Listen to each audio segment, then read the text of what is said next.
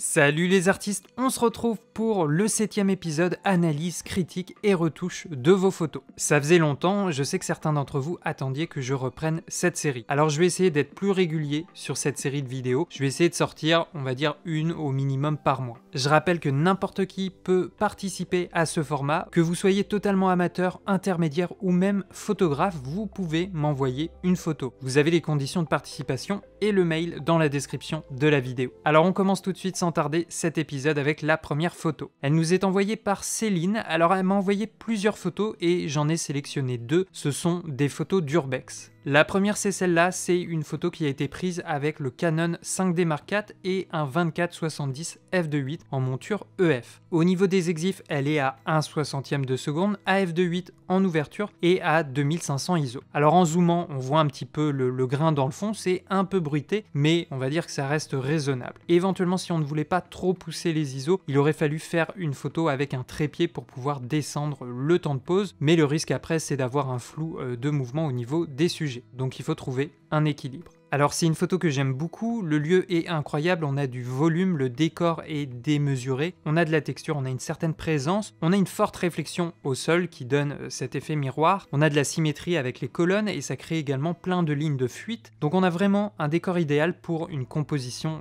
d'architecture. J'aime beaucoup son choix d'avoir mis un sujet, enfin deux personnes dans l'image, ça permet d'évaluer concrètement les dimensions de l'endroit, donc c'est très bien d'avoir pensé à cet élément de comparaison. Au niveau du point de vue de la caméra, j'aurais peut-être essayer de le descendre un peu, d'être beaucoup plus proche du sol. D'une part, ça donnerait encore plus d'importance aux colonnes et d'autre part, les personnes ressortiraient un peu plus de l'image. Et j'aurais aussi essayé de cadrer de manière à ce qu'elle soit positionnée au même niveau que le bout des lignes de fuite. C'est un truc d'ailleurs qu'elle avait fait sur une autre photo. Alors l'image est un peu sombre, je vais augmenter l'exposition et juste rééquilibrer l'horizon. Alors là, tu vois, elle s'est rapprochée des sujets, mais surtout, elle a baissé son point de vue et tout de suite, je trouve que l'équilibre entre le reflet et la partie supérieure est beaucoup mieux. Et donc si on revient sur cette première photo, j'aurais peut-être essayé de refaire ça, d'essayer d'avoir un peu plus de reflet pour qu'on ait aussi une symétrie verticale. Ou alors faire un autre choix, avoir un autre parti pris et limiter le reflet et donner plus d'importance à la partie supérieure. Alors la première chose que je vais faire, c'est recadrer l'image. Là on est en mode portrait, c'est pour les réseaux sociaux. Donc je vais passer en 4:5. Après, il reste plus qu'à essayer différents recadrages. Le truc qui est assez compliqué avec ce lieu, c'est qu'en fait on a l'impression que le reflet commence au milieu de l'image, juste au-dessus des personnes. On a deux lignes qui se répètent, qui sont très identiques, et on a l'impression que l'une fait miroir à l'autre, alors que non, en fait le vrai reflet il est plus bas. Du coup, là je vais plutôt centrer les lignes de fuite au milieu. Ensuite, la deuxième chose que je veux faire, c'est épurer la photo, c'est enlever un peu les déchets qui sont en avant-plan. Alors là sur Lightroom, je peux pas tout enlever, mais je vais essayer de supprimer les éléments principaux, les éléments qui sont un peu plus clairs, qui vont attirer le regard. Parce que là on a une texture qui est très dense, il y a plein de petits éléments qui sont assez visibles et ça nuit un peu, je trouve, à la lecture de l'image. Là, moi dans cette image, ce qui m'intéresse, c'est la confrontation entre les deux sujets, les colonnes et le reflet. Et je veux que ces trois éléments soient le plus visibles possible. Donc si on nettoie un peu le reflet, je pense que cet ensemble va mieux ressortir. Tu vois la différence avec et sans la suppression, c'est quand même plus joli. Et en aucun cas, on a changé le lieu, son histoire, on est toujours dans un endroit délabré, abandonné, mais on a fait un peu de ménage, l'image a plus de clarté, plus de simplicité. Ensuite, au niveau du contraste, il n'y a pas tant de choses que ça à faire, ça sert à rien de redonner trop d'informations dans les tons sombres, on perdrait assez vite l'ambiance du moment, on n'aurait plus la sensation de reflet. On peut augmenter un peu les blancs, peut-être un peu l'exposition, mais voilà, il n'y a pas trop de changements à faire à ce niveau-là, je pense.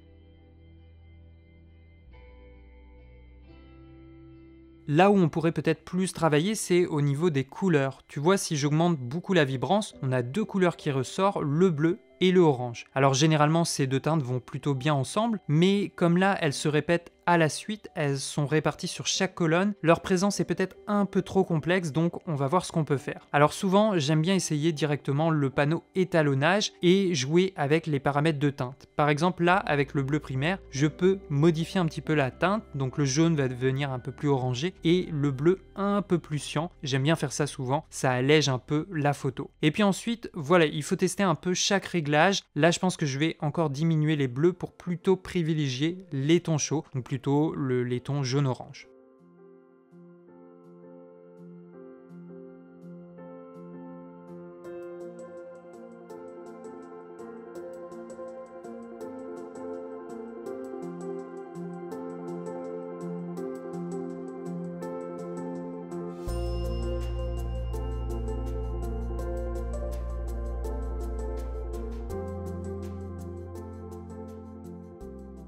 Et puis au niveau du contraste, je pense que je vais aussi redescendre les ombres parce qu'il y a quand même pas mal de niveaux à l'intérieur et en baissant les ombres, ça permet de renforcer un petit peu le côté mystérieux de ce lieu.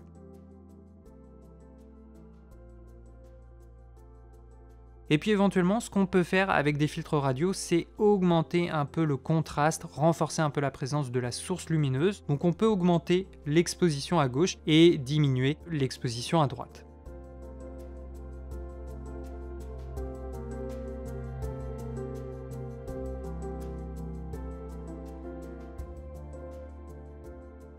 Et finalement, comme il y a un écart assez important entre les tons clairs et les tons sombres, avec la courbe, ce qu'on peut faire, c'est décrocher un peu le point noir ainsi que le point blanc. Ça va calmer le contraste et les tons et les dégradés de l'image seront plus doux, plus homogènes.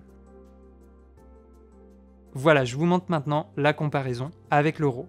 Et maintenant, je vous montre la retouche qu'elle avait faite. On a quelque chose d'assez différent. Elle a conservé le format d'origine et surtout, elle a diminué un peu le contraste. Elle a récupéré tout ce qu'elle pouvait au niveau des tons clairs et des ombres. Et puis surtout, elle a pas mal décroché le point noir, ce qui donne un peu cet effet vintage pellicule. Alors j'ai l'impression qu'elle a aussi utilisé un filtre radial pour remonter un petit peu les ombres et l'exposition au niveau des deux personnes. Je trouve que c'est pas mal en soi, les colonnes ont un peu moins de présence, mais du coup l'ensemble est plus homogène et la lecture de l'image se fait aussi assez bien. Alors j'aurais peut-être pas tiré autant le point noir, c'est vrai qu'on a tendance à perdre pas mal de contraste. Après voilà, si c'est ton style, si c'est quelque chose que tu fais assez régulièrement, moi ça me va très bien, ça me dérange pas plus que ça. Donc un grand bravo à toi pour cette première photo. On enchaîne avec la deuxième photo, voilà celle qu'elle avait prise et que j'ai sélectionnée. C'est toujours de l'urbex, j'aime bien l'ambiance, elle a été prise avec le Sony A7C et un 20 mm f1.8. L'exposition m'a l'air plutôt bonne, quand on regarde l'histogramme, elle a bien préservé les hautes lumières et on a quand même des informations sur les tons sombres. Au niveau de la composition, j'aime beaucoup le point de vue en contre-plongée, ça étire un peu les perspectives et là ça favorise et accentue les dimensions de la structure. Après j'aurais peut-être cadré de manière à ce qu'il y ait un peu plus d'air à droite, à ce que le sujet soit plus centré ou plutôt sur un tiers supérieur gauche. Ensuite, au niveau de l'arrière-plan, je sais pas si j'aurais gardé la partie de la ville dans la composition, soit je l'enlève complètement et dans ce cas-là, on a juste la structure en superposition avec le ciel, donc on n'a plus de notion d'échelle, on n'a plus d'éléments de référence pour jauger le volume du bâtiment par rapport à la ville, soit je cadre beaucoup plus la partie de l'arrière-plan de manière à ce qu'elle arrive au moins sur le premier tiers de l'image. Voilà, si c'était moi, j'éviterais d'être dans un entre-deux et je choisirais soit l'un soit l'autre. Et je me dis que ça aurait pu être bien aussi d'avoir les sujets sur le tiers supérieur gauche et en fait la ville en arrière-plan sur le tiers inférieur droit. Parce que du coup la position des sujets et le jeu de regard amènent naturellement sur le paysage et je pense que ça aurait fait une super composition. Et puis juste petit détail, là on a une petite tache, c'est généralement dû à une poussière sur le capteur. Faut bien penser à le nettoyer de temps en temps, surtout quand on change régulièrement d'objectif. Après c'est pas bien grave, ça se supprime très facilement. D'ailleurs je peux le faire dès maintenant. Alors ensuite, j'aurais bien recadré un peu. Bon là, ça va être un peu compliqué pour inclure la ville en arrière-plan. Peut-être que j'aurais fait un truc du genre comme ça. Je recadre suffisamment pour isoler le sujet. Comme ça, il y a un petit travail de hors-champ. On ne sait pas exactement ce que les personnes sont en train de regarder et on n'a pas non plus la notion d'échelle, d'éléments de référence pour situer la hauteur de la structure. Ensuite, au niveau de l'exposition, on a une très belle plage dynamique. Généralement, moi, je descends bien les hautes lumières, j'augmente les ombres et surtout les noirs. Alors habituellement, je préfère augmenter les noirs par rapport aux ombres parce que quand on retouche trop au ton sombre, la photo perd de son naturel et puis je vais pas mal aussi augmenter la clarté et même la texture. En fait, comme j'ai pas mal croppé dans l'image, ça peut être bien de renforcer un peu le contour et la texture du bâtiment de l'image.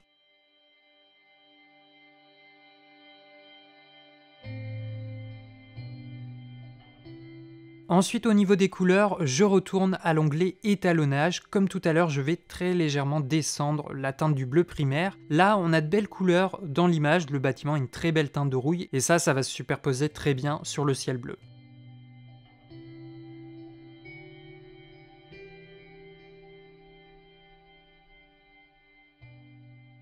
Je vais mettre aussi un très léger soupçon de vignettage.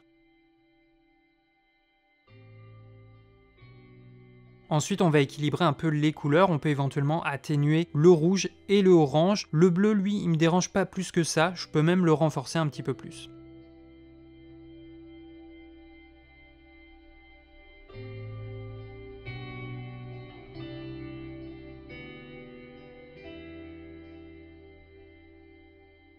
Et puis je reviens sur le contraste, là encore je vais renforcer la clarté, le contraste, augmenter les noirs et les ombres. Sur cette image, je peux me permettre de faire ça, ça va vraiment faire ressortir le côté métallique, ferronnerie du bâtiment, et puis les deux sujets prennent aussi un peu plus de présence.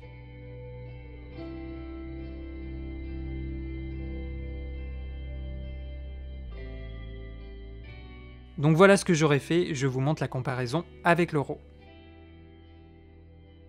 Et puis maintenant, je vous montre aussi la retouche qu'elle avait faite. Alors j'aime beaucoup l'ambiance, là encore il y a un parti pris de retouche assez important. Elle a beaucoup désaturé l'image et surtout le bleu du ciel. C'est un choix, ça va faire ressortir le bâtiment. Et elle a conservé aussi le cadrage d'origine. Et puis elle a beaucoup retravaillé la plage dynamique. Alors c'est vrai qu'avec cette image, ça marche plutôt bien. Après à mon goût, c'est peut-être un tout petit peu trop marqué. Sur une photo, il faut parfois accepter les tons les plus sombres et les tons les plus clairs. En tout cas, on a le droit de les travailler, mais c'est bien d'en laisser peut-être quelques-uns de temps en temps parce qu'ils sont présents dans la réalité. Et en fait, avoir des tons clairs dans notre image, ça veut pas dire qu'une image est surexposée, ou inversement, avoir des tons sombres, ça veut pas dire que notre image est sous-exposée. En tout cas, j'aime beaucoup sur sa retouche la présence qu'elle a donnée au graffiti. Je trouve que ça rajoute un contexte important à l'image. Donc voilà, on a des retouches et un traitement assez différent l'un de l'autre, et c'est là toute la beauté de l'image et la subjectivité de cette discipline. Un grand merci à toi Céline pour cette participation, je vous affiche ses pseudos pour les réseaux sociaux. Allez, on attaque avec la deuxième participation, elle nous est envoyée par Thomas. C'est une photo qui a été prise pendant une sortie urbex dans une usine abandonnée, et avec son pote qui est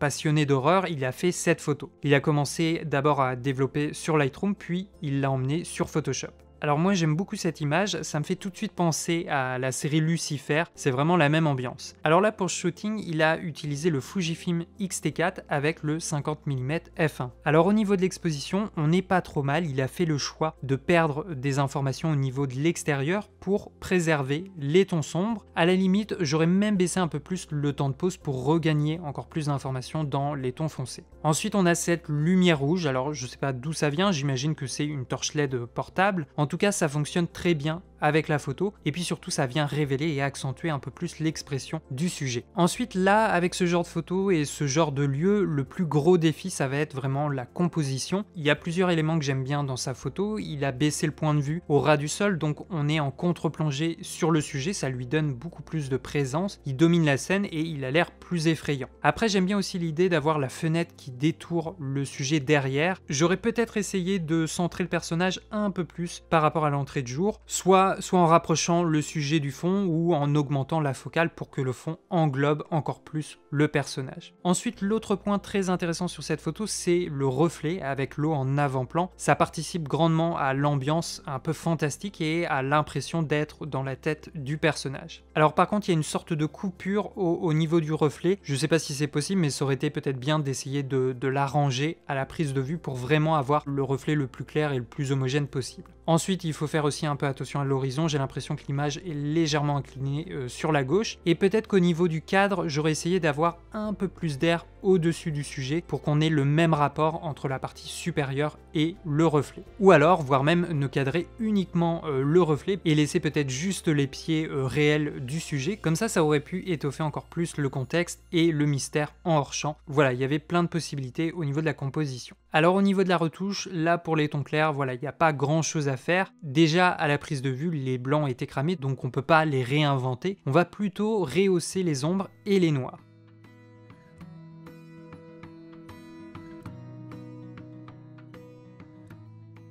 Je vais monter aussi un peu la clarté, la texture, et je vais même descendre aussi le contraste.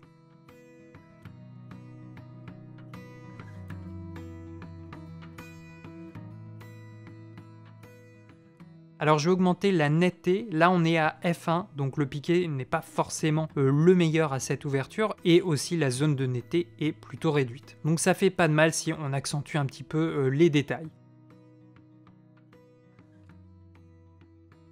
Alors cette fois-ci, je vais descendre un peu la saturation du bleu primaire.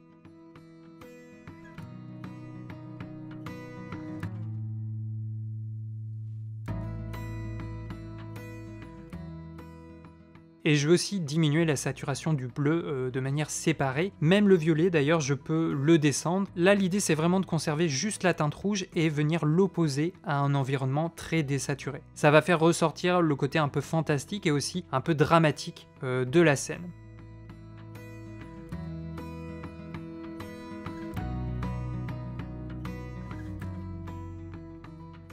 Ensuite, là, le contraste est très important. Il y a des zones où on n'a plus d'informations dans les noirs et des zones où on n'a plus d'informations dans les blancs. Donc avec la courbe, ce qu'on peut faire, c'est venir couper un peu ma plage dynamique en montant le point noir et en décrochant un peu le point blanc.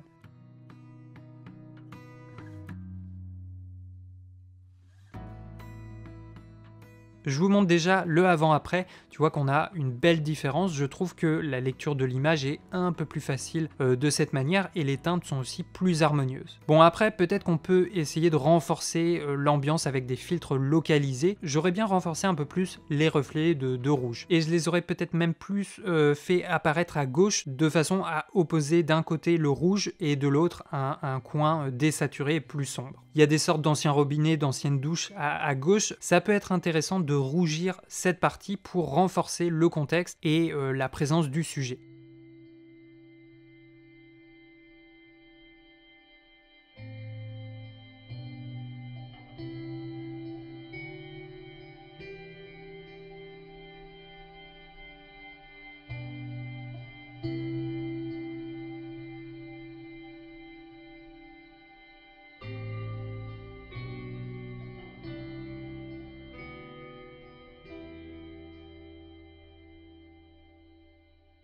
Éventuellement, j'aurais rajouté aussi un autre filtre localisé sur la partie du reflet et j'aurais bien descendu la texture, la clarté pour fluidifier cette partie, la rendre un peu plus liquide et aussi un peu plus sombre. Parce que de base, le reflet était très marqué et de cette façon, ça va renforcer un peu plus le côté mystérieux, je trouve.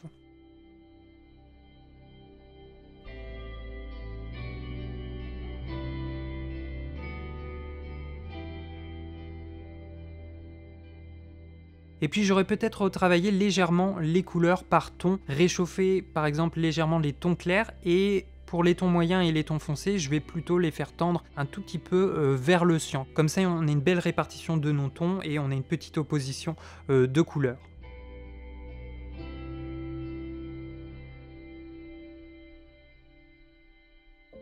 Et puis après voilà, c'est juste quelques peaufinements au niveau du contraste.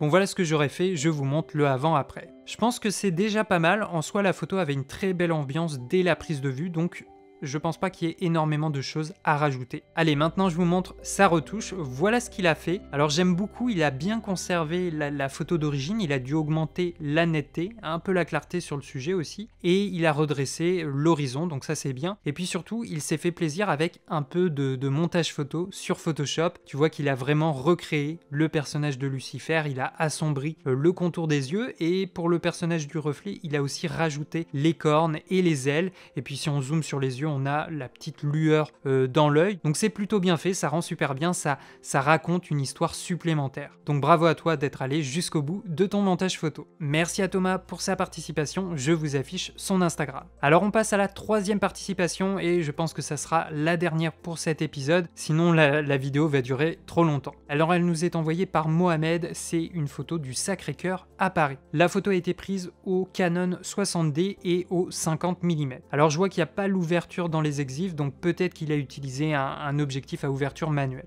Ensuite, l'image au centre a l'air à peu près nette, même s'il y a quand même beaucoup d'aberrations chromatiques. On a une frange magenta assez visible. Ça, c'est certainement dû à l'objectif utilisé. Sinon, au niveau de l'exposition, c'est pas trop mal. On aurait peut-être pu sécuriser un tout petit peu plus les hautes lumières, mais sinon, voilà, on a des informations un peu partout dans l'image. Alors, au niveau de la composition, c'est toujours compliqué, je trouve, les monuments de Paris. Il y a toujours beaucoup de monde. Là, déjà, il a réussi à avoir un angle sans personne en avant-plan, donc ça c'est déjà très bien. Et puis il est quand même assez haut au niveau du point de vue, donc je trouve que ça met bien en valeur le Sacré-Cœur. Après, la valeur de plan est peut-être un chouïa trop resserré à mon goût, j'ai envie que ça respire un peu, j'ai envie de voir ce qu'il y a autour. Et puis après aussi on peut se poser la question, est-ce que c'est le meilleur horaire pour faire cette photo? Je ne sais pas, c'est vrai que pour l'architecture de monuments comme ça, la météo c'est un facteur très important si on veut que le bâtiment se révèle de manière grandiose et originale. Du coup j'attaque la retouche, on va essayer de ramener déjà un peu plus l'histogramme sur la gauche, on va descendre les hautes lumières ainsi que les blancs. Et puis à l'inverse on va plutôt monter les ombres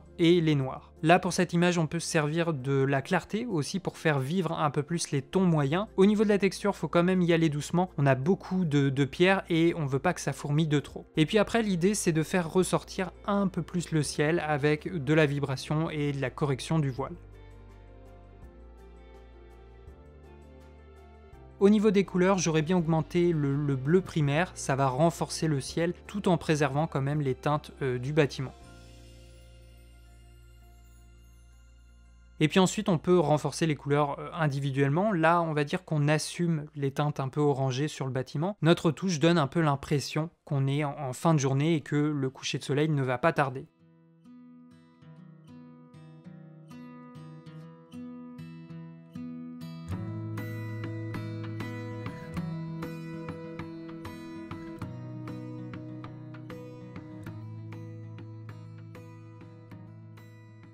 Et puis aussi, ce que j'aime bien sur les scènes extérieures qui manquent de contraste, c'est recréer moi-même une direction de lumière avec des filtres radio. Donc là, j'ai tout simplement augmenté l'exposition et le voile à gauche pour renforcer l'arrivée de la source lumineuse. Et à droite, j'ai descendu mes tons clairs, mes tons blancs et l'ombre pour assombrir cette partie de l'image. Ça va créer un dégradé plus important entre les tons clairs et les tons sombres. Donc ça donne vraiment l'impression d'avoir une direction de lumière plus marquée et d'assister à un coucher de soleil. Voilà le avant-après pour ma retouche. Donc ça a quand même bien changé la photo. Encore une fois, je le répète, je ne dis pas que c'est ce qu'il aurait fallu faire et que je détiens la vérité absolue. Moi, en fonction de la photo de départ, voilà, je serais parti sur ce développement. Maintenant, je vous montre sa retouche. La voici, donc là encore une fois, elle est très différente de la mienne. Donc ce qui est bien, c'est qu'il a vraiment récupéré les blancs, les hautes lumières. Tu vois que le ciel ressort beaucoup plus. Il a récupéré aussi un peu d'informations au niveau des ombres et des noirs. Après, il a surtout décroché le point noir et le point blanc, ce qui donne ce côté un petit peu ancien, un petit peu plus voilé. Ça a fortement réduit le contraste. À mon goût, c'est